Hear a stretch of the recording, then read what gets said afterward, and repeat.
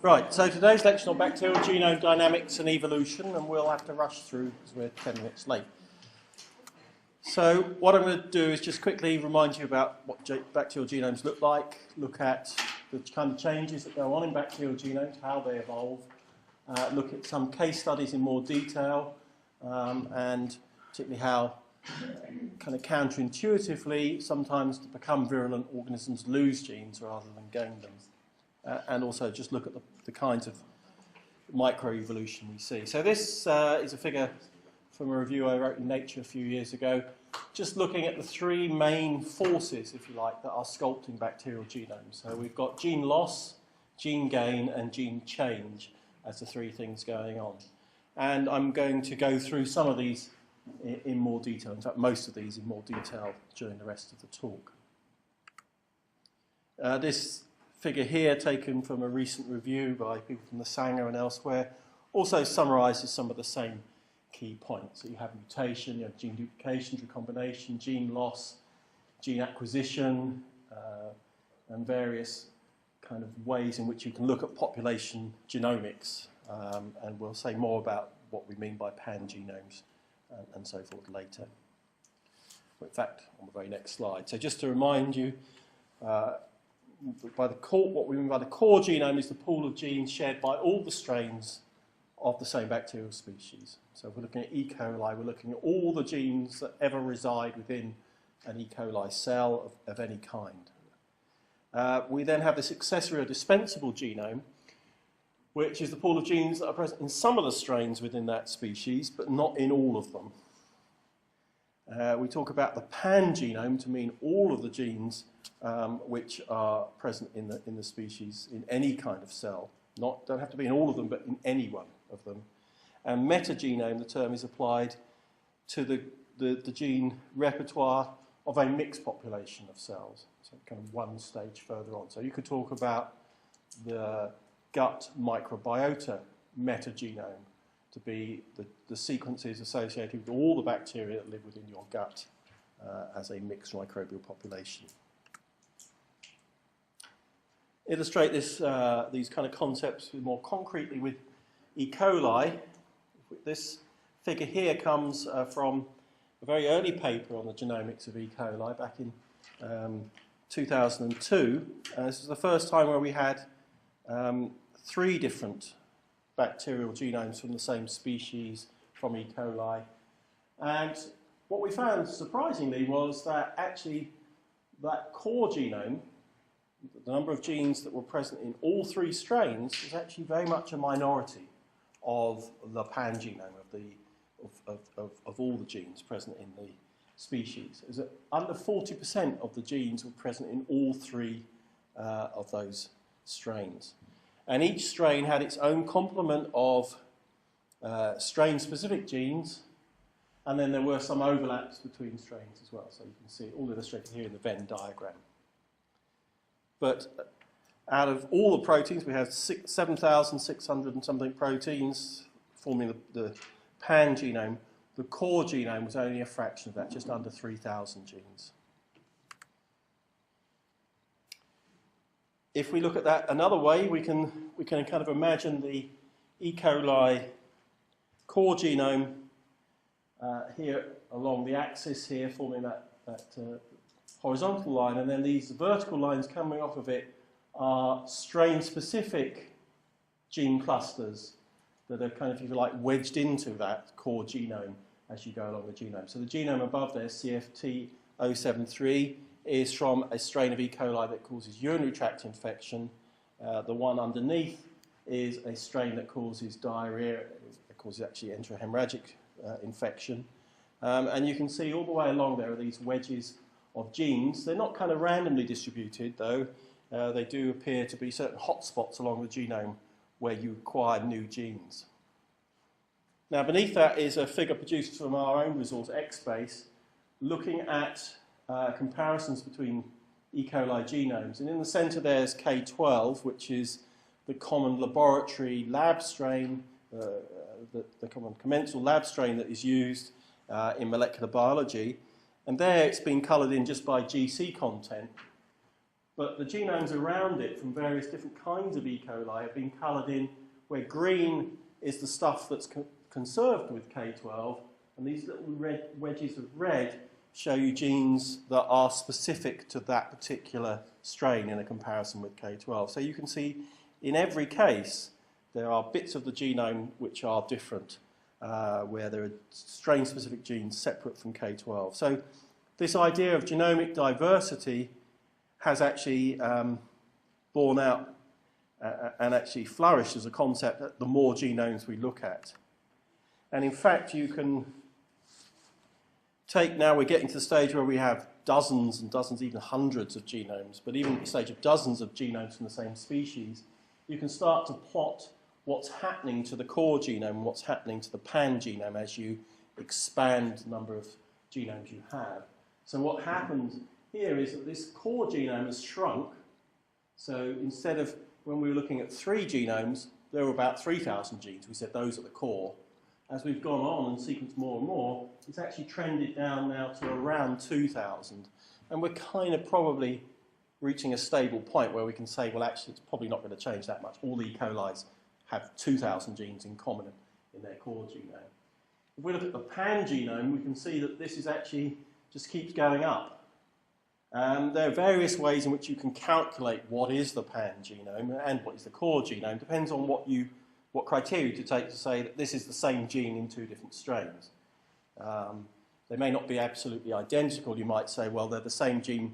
They're 98% identical in terms of nucleotide sequence. They are the same gene, effectively.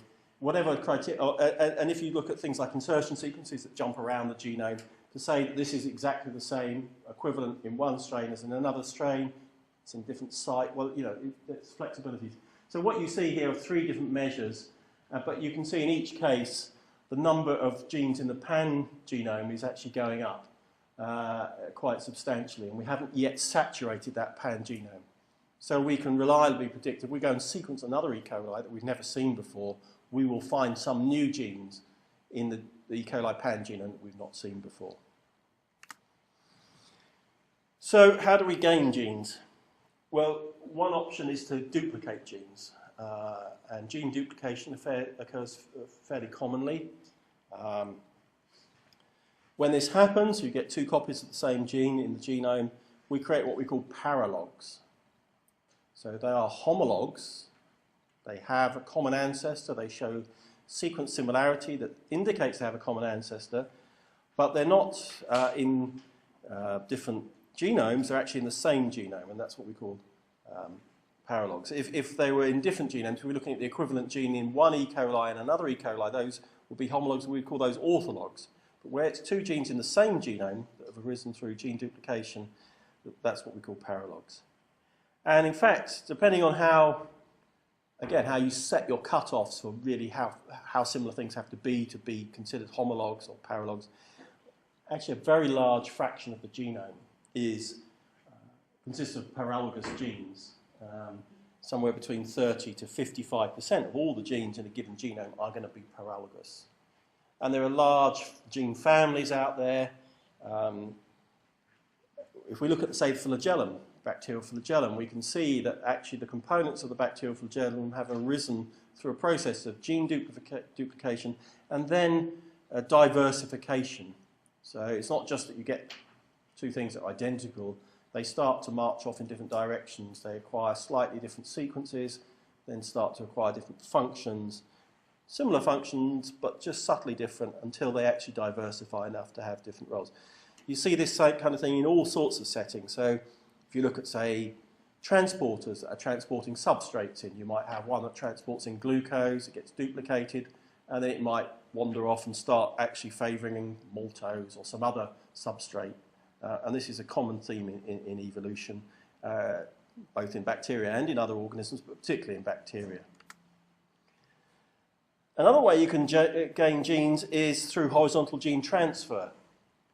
So instead of the idea that lineages just march along from parent to progeny, passing on their gene sets in an orderly fashion with maybe a little bit of a change in a kind of clock-like fashion as you go along, in bacteria, and that's kind of what you'd see in mammals, let's say, us and chimpanzees and gorillas and whatever.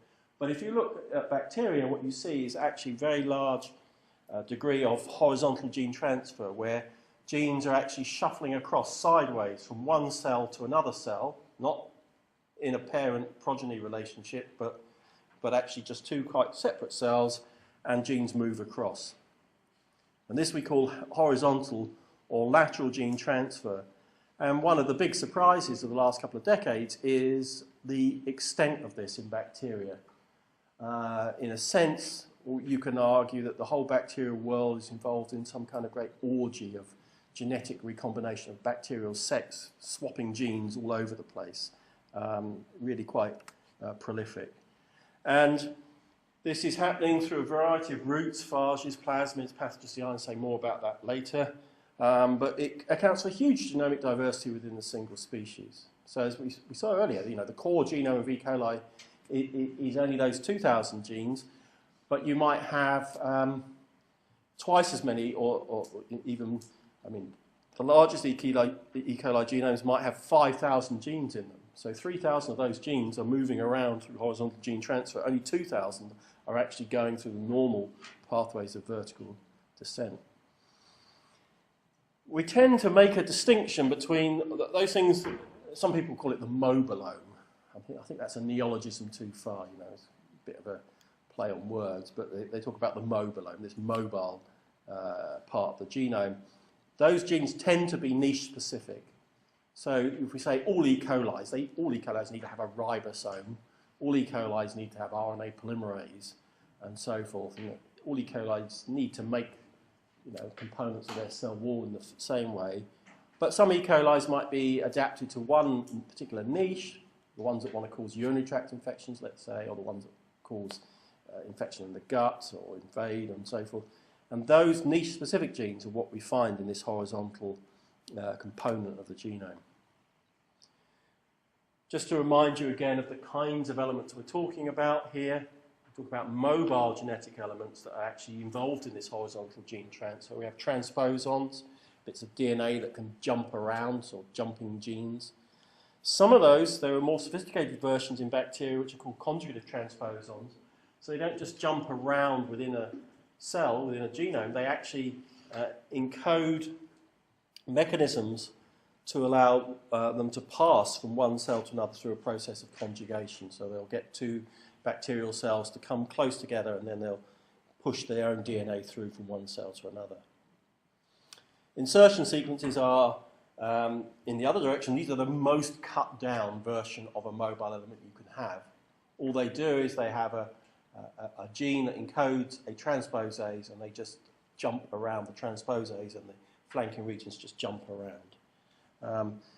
You might say, well, that's a kind of trivial thing, but in fact they do play a role in kind of the genome architecture, because as they jump around and go into different parts of the genome, they provide then a template for homologous recombination. So the cell has this mechanism for recombining pieces of DNA that are identical or nearly identical, and in this way bits of the chromosome can get shuffled around through recombination, through insertion sequences. Say more about that in a moment.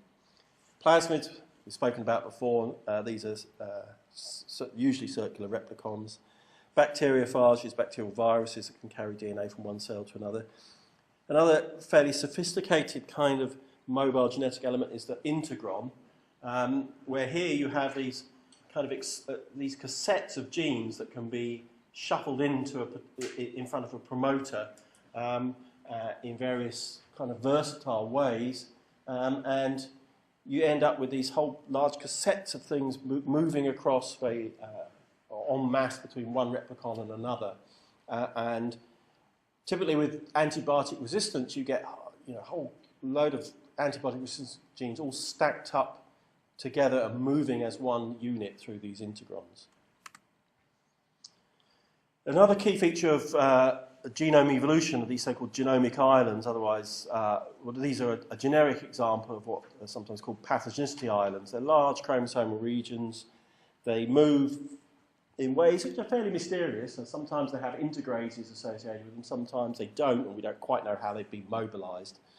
But you can look at one strain that has a particular phenotype, causes diarrhea, and look at a strain that doesn't, and you'll see somewhere in that genome wedged in will be a large cluster of genes that might account for that increase, that change in virulence potential. Here in cartoon form, it shows you the sorts of things you might see. You might see an integrase, you often see tRNA genes where they've been shoved in, direct repeats flanking it, and a range of different genes in there, a cluster of genes carrying into the genome a certain functionality. Some people talk about these genomic islands giving the organism a quantum leap up to a new phenotype. So instead of an organism having to slowly work out how to colonize a particular niche by changing one gene after another, slowly, stepwise fashion, it just acquires the whole shebang in one go through having a genomic island enter the genome. This is taken from a review article. I've got a number of papers I need to put up into WebCT for sort of further reading. This is one of them. I will do that in the next day or so. This just gives you a feel for how widespread these kind of genomic islands are and the kinds of functions that they encode. So everything from nitrogen fixation, resistance to antibiotics, production of toxins, fimbriae, all sorts of things. Okay, so that's gene gain. What about gene loss? So if you think about it, if you've got a bacterial genome, and we have this steady rain of genes coming into that genome through horizontal gene transfer, if things stayed as they were, if that was all there was to it, the genome would just get bigger and bigger and bigger and bigger. But actually, bacterial genomes stay roughly the same size. They are kind of, they're a few megabases, no more. And so, logically, we have to accept that gene gain is balanced by gene loss in the long run. If you compare, say, E. coli and Salmonella, they have roughly the same genome size. They've gained lots of genes, but they've also lost lots of genes along the way from their divergence from a common ancestor. Why do you lose genes? Well, sometimes if the phenotype they're encoding is no longer needed, in fact, it may actually be producing a cost in that new environment. For example, producing a bacterial flagellum is quite costly. If you're in an environment where you don't need to be motile, never need to be motile, then just losing the flagellum actually is a good thing. So just knocking out those genes to start with and then losing them is going to be useful for you. If you actually just knock out the gene function so that the genes are no longer producing proteins, but they're sitting there in the genome, there is a marginal fitness cost in just producing, if you've got 20 kilobases of DNA that's not doing anything in the genome, there is perhaps a marginal cost. But that's a slow thing. So the first thing that happens is actually you get introduction of stop codons into a gene, turning it into a pseudogene. So what we mean by pseudogene is a protein coding gene that no longer is capable of producing a functional protein. So if you stick a stop codon halfway through a gene, or you frame shift the gene, you might get a little bit of the peptide produced, but it won't be a functional protein anymore. Then slowly what happens is that those bits of sequence will start to accumulate more mutations. In fact, it's not shown in this slide here, but you often get insertion sequences jumping into those, and those disrupt the genes, and they provide a substrate for homologous recombination, and eventually the gene will get snipped out of the genome. I'll give you an example in more detail from our own research from a few years ago. We were very interested in a cluster called ETT2, which is found in E. coli 157. You can see that this whole genomic island is present as a 27.5 kb insertion relative to some of the lineages like the UPEC and EPEC1 lineages that have never seen this cluster. And if you look in E. coli K12, what you find though, I mean, we kind of tend to think in shorthand terms that E. coli K12 is like the archetype of all E. colis. It's not. It's just a lab strain, but by kind of chapter of accidents happened to be the one that most people work on. But here, E. coli K12 is not looking like the ancestral state at all. It's actually had this island jump in, but then a large part of it, over half of the island, has just then been lost from the genome. So if we look at the GC content in 0157 for this region, we can see the GC content swings down to be very low for this region here. And then there's a fraction of this region present in K12. But tellingly, just at one end here, there's some insertion sequences, and that is like a smoking gun. And what's probably happened is this ETT2 actually produces a type 3 secretion system. We don't know what the function of that secretion system is, but one assumes it's no longer needed in this lineage. So the genes are no longer silenced by point mutations and so forth, and then the whole region starts to get degraded as insertion sequences jump in at two different ends and then provide the matrix, if you like, for recombination to occur and that piece of DNA to be snipped out. And in fact, we kind of have a Russian doll effect here. If we look at a whole range of different E. coli lineages, we see progressively larger deletions in this region. So in 0157, 042, we have the whole gene set there. In EPEC2, we've got an 8 kb deletion. In K12, 14.6. In Shigella sonnei, we have a larger region deleted, most of it, 3/4 or more.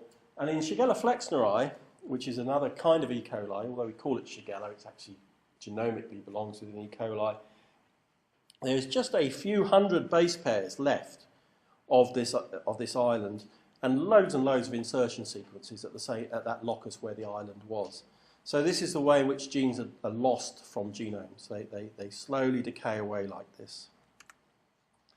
And just as an example to show it's not a one-off, I mean, we actually came across another locus very similar, which we called FLAG2, a second flagella system in E. coli K12. Totally unexpected.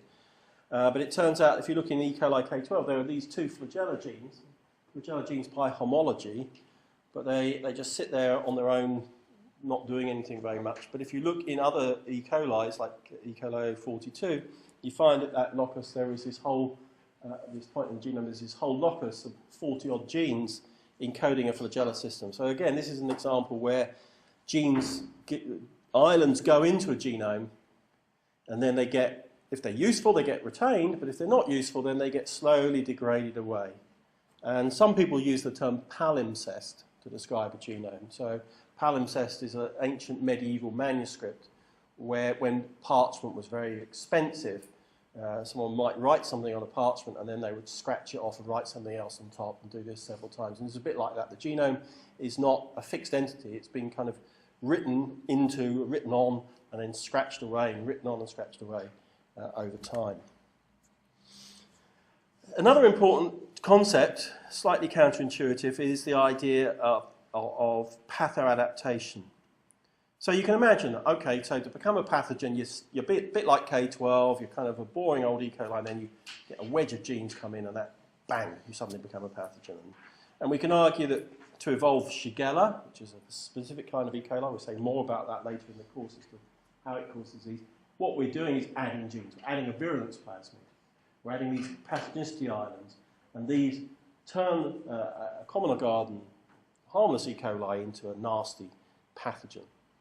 But there are also, this pathogen also illustrates the fact that you can lose genes along that route. And in fact, not only can you, but you have to lose genes to actually get to the fittest state of being a new pathogen. So Shigella, when it became a pathogen, started living inside eukaryotic cells. And one of the things that's seen in, and in fact there are several lineages of Shigella which all appear to have evolved towards being a pathogen separately. So they've all acquired these virulence plasmids, but it seems to be a separate event. And if you look in their genome, this is not coming out particularly clearly, but if you look in the chromosome, you see that they've all lost the function of one particular gene, CAD-A, which encodes this enzyme lysine decarboxylase, which produces this molecule here, cadaverine. And the fact that this has happened in all of these different lineages, and the fact if you stick cadaverine back in again into Shigella, you see changes in virulence, suggests that this is adaptation to virulence. It's a loss of a gene which, if that gene was switched on, would actually hinder survival in that virulence niche. And in fact, there are others. There's loss of flagellum motility. So Shigella are always non-motor. They've thrown away the flagellum. They've lost this outer membrane protein OMP-T. We still don't quite know why you have this loss of genes, exactly what's going on. This is from a paper where they tried to fathom this out, and they basically they showed that the wild type, which doesn't have cadaverine, and the cadaverine had a positive thing, they had various things that were just the same. So the Shigella cells could invade HeLa cells just as well, they could form plaques just as well, they could induce apoptosis just as well.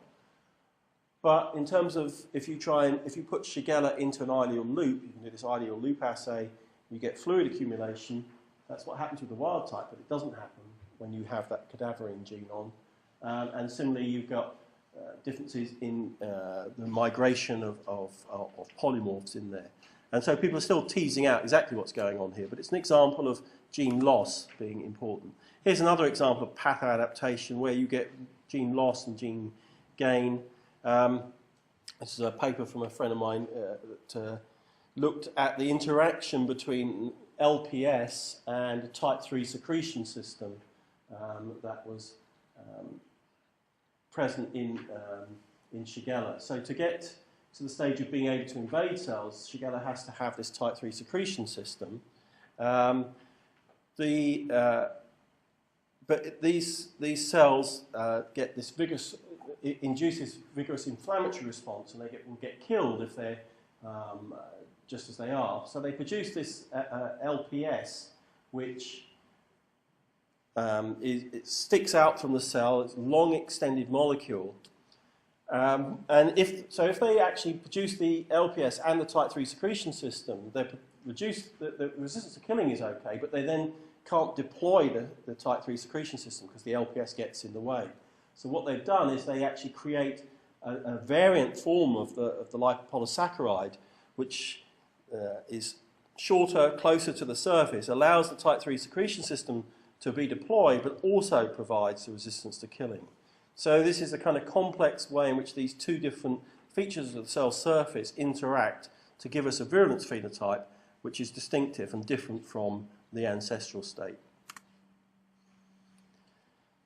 Another interesting thing we see when we look at genome evolution in pathogens and in bacteria in general is what happens when a bacterial lineage shifts from one niche to another.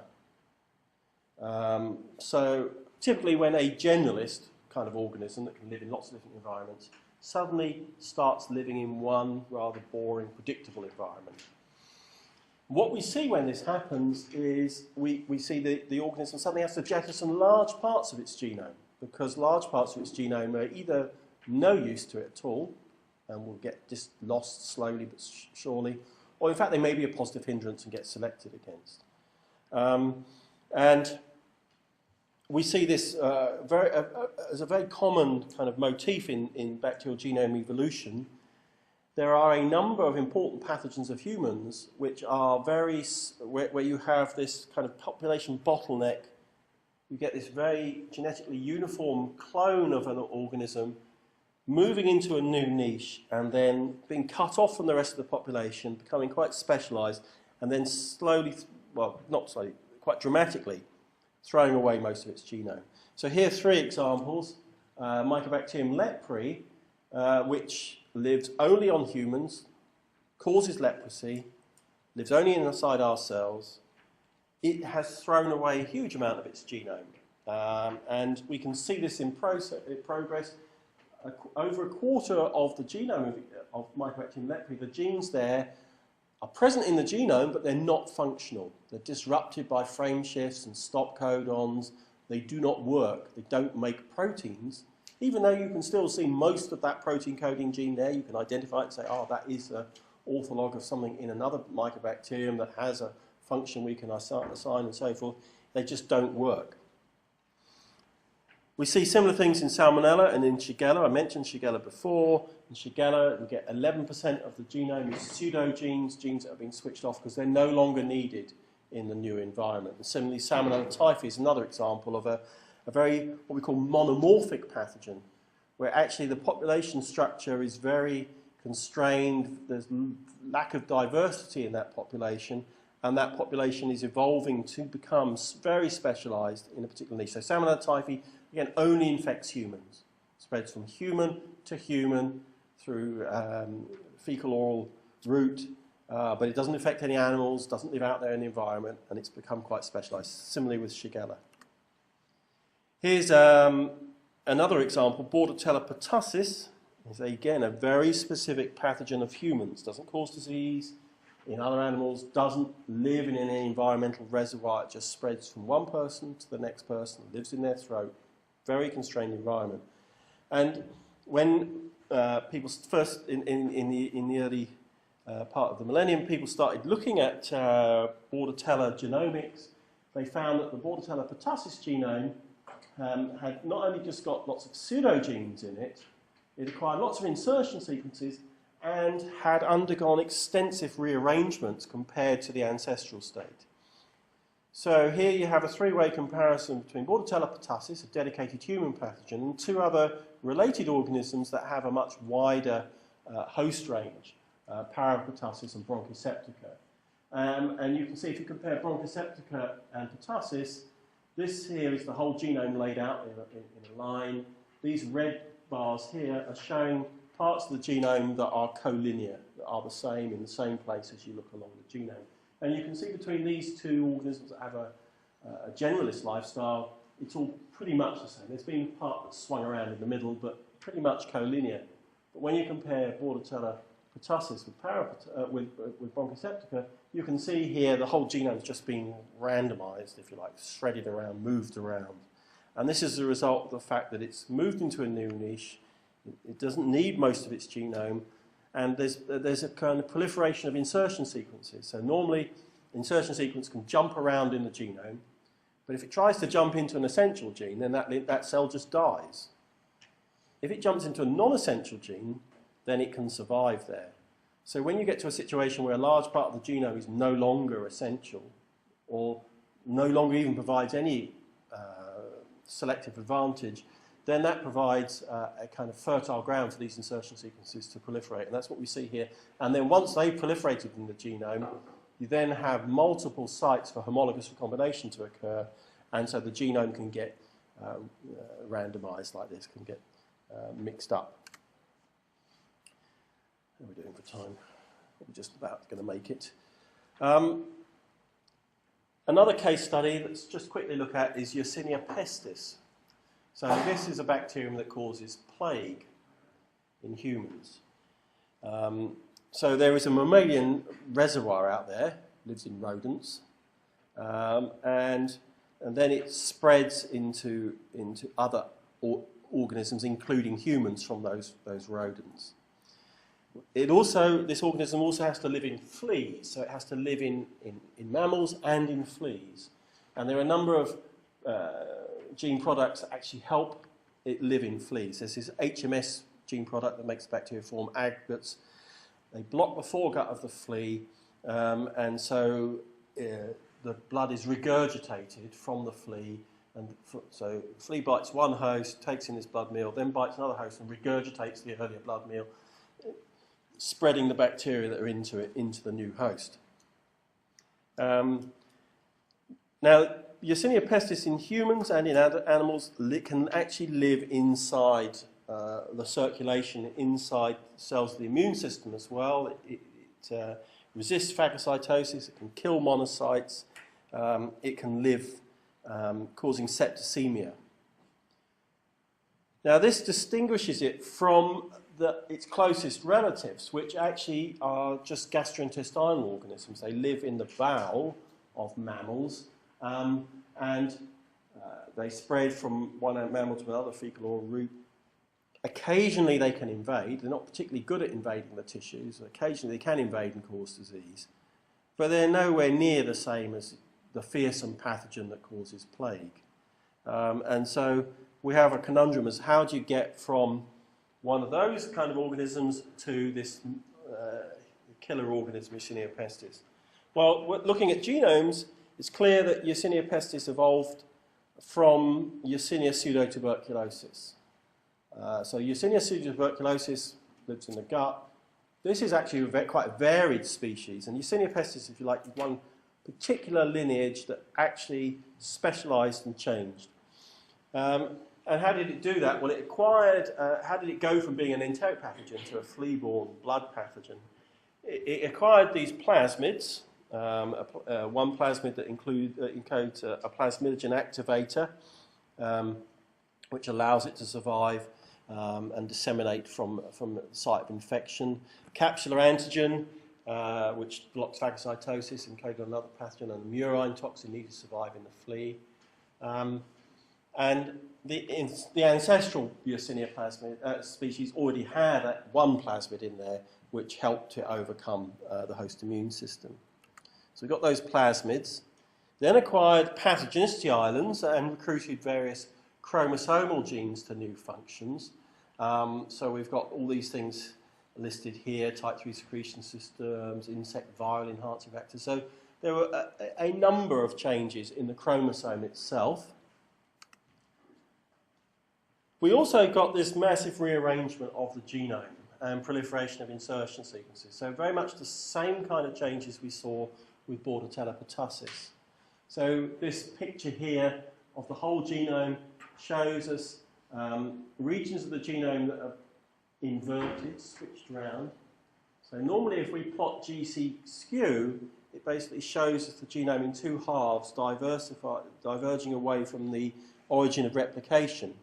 Whereas here, in fact, what we're seeing is parts of these are actually flipping around. So this is because parts of the genome have moved in recent time, if you like.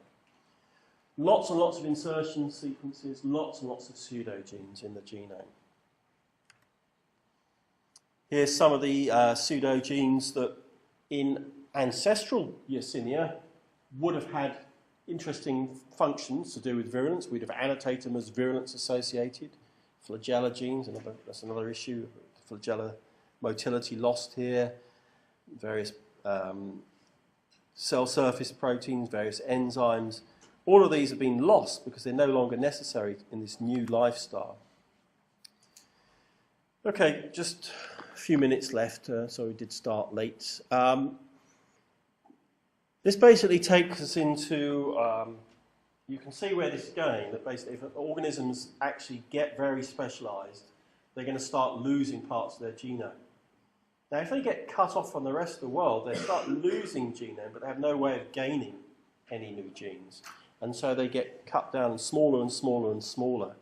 And this figure here just gives the kind of range of genome size and how it maps onto lifestyle. So very big genomes in free living organisms, very few pseudogenes, a lot of horizontal gene transfer, fairly stable. You then move into these organisms like Yersinia pestis, Bacterial tuberculosis, Bacterial lepri. They become pathogens, become adapted to it. There's people waiting outside, so let's stop soon, haven't we?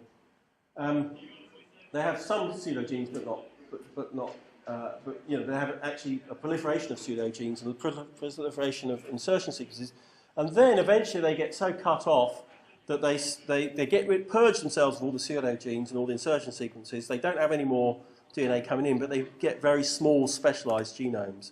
And this is particularly common in intracellular niches. So organisms that actually live inside eukaryotic cells as their niche have very small genomes. And this is the alpha proteobacteria, one particular lineage, seems to do this a lot. And we've seen a lot of rickettsias and bartonellas. They undergo this downsizing dramatically. Sometimes the downsizing, they still keep collinearity. So this is a plot of one genome against another, pretty collinear. In other cases, the genome gets completely shredded as well in the process. And the reductio ad absurdum, well, we get down to a genome of 160 kb, this organism Carcinella ruddii. It's an endosymbiont of psyllids, so we end up with endosymbionts rather than pathogens. And then if we go further still, we end up with mitochondria, which are actually bacteria, which have thrown away the vast majority of their genome. Much of it's actually been exported to the nuclear genome, but they end up with these very, very small genomes. Right, the last slide or two is just to talk about microevolution. So we're talking about the big picture up till now, about bits of genome being slung around, inverting, huge things coming in. But of course, genes in the genome are undergoing small-scale mutation. They're acquiring point mutations, they're acquiring little insertions, little frame shifts going on, deletions and so forth. And this is going on all the time. And this guy here, Motoo Kimura, back in the 60s, actually recognised that if we look at what's going on at the genomic level, in biology, at the genetic level, there's this steady accumulation of mutations, but they're all neutral mutations. They're not making any difference to the phenotype, to the biology of the organism. You're just getting one codon that codes for glycine turning into another codon that codes for glycine. Or you're getting a codon that codes for glycine turning into one that codes for serine, but they're doing the same kind of thing in the protein, so it doesn't make any difference to the function of the protein. And so scientists now very commonly look to see, they look at the neutral background stuff, and then they look for changes where there may be adaptation going on, where actual natural selection is working and making a change in terms of not just the genotype, but the phenotype as well. And a common way of looking at that is to look at the ratio between synonymous and non-synonymous mutations. So if you think that the mutations are coming in all the time, clock-like fashion being accumulated, every gene will have a certain ratio of the ones that change amino acids to the ones that don't. But the ones that are actually moving fast because they're actually changing in response to the environment, to some adaptive change, they will actually show an excess of changes that make differences to amino acids over the ones that don't make differences. And so that's often used as a measure of which parts of the genome are going on. Not getting too much pressure from those people out there. We'll continue for a few seconds more. So we get these SNPs, we get these small indels. We can use this as a clock, if you like, to actually draw up, we can get diversification, we can draw up phylogenetic trees and follow evolution of strains.